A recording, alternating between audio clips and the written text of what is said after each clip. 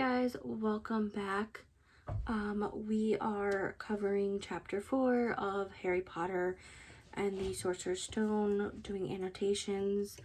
So I do have my notes in front of me. We're gonna start off with Hagrid mentions bad luck living with the Dursleys. So I've talked about this in previous chapters, especially chapter 1, where we talk about kinship adoption and what is best for the child if and when safe external care is necessary.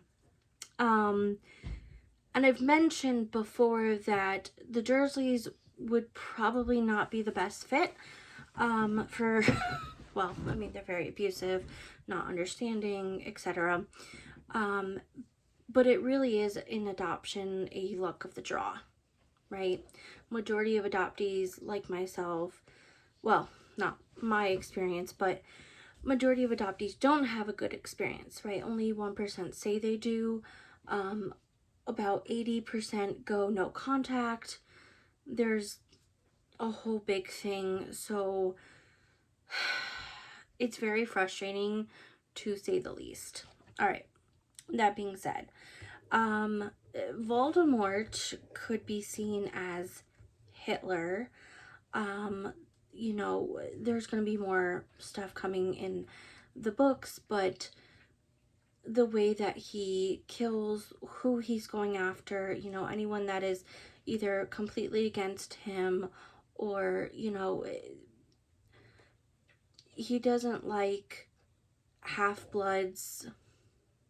He doesn't like, you know, muggles that are doing magic. I'm sure if he was allowed to, he would outright murder, you know, muggles. So, want to keep that in mind. There was also some foreshadowing when Hagrid was talking about Voldemort killing certain families, and one of the families mentioned was the Bones family. We are going to meet Susan Bones, who is one of the grandchildren. She's going to be in the same year as Harry. We'll see her later on in this book. They don't really, if I remember correctly, they don't really mention Susan Bones very often. Like maybe one other time in a different book, but not very much. Also, I want to mention that as Hagrid was explaining Voldemort and what happened, from his understanding that it triggered a memory for Harry. This can be true. We do have early memories, although we can't always access it. Sometimes flashbacks do happen. So, yeah. Okay, continuing on. As Vernon Dursley and Hagrid are arguing over what should happen over Harry, Dursley mentions that Harry Potter should be grateful to go to that local high school called Stonewall High. I do want to mention that adoptees from societal point of view and from adoptive parents' point of view are forced to be grateful. It is one thing if you choose to be grateful, cool, I understand, but to be forced to be grateful for the bare minimum, not okay.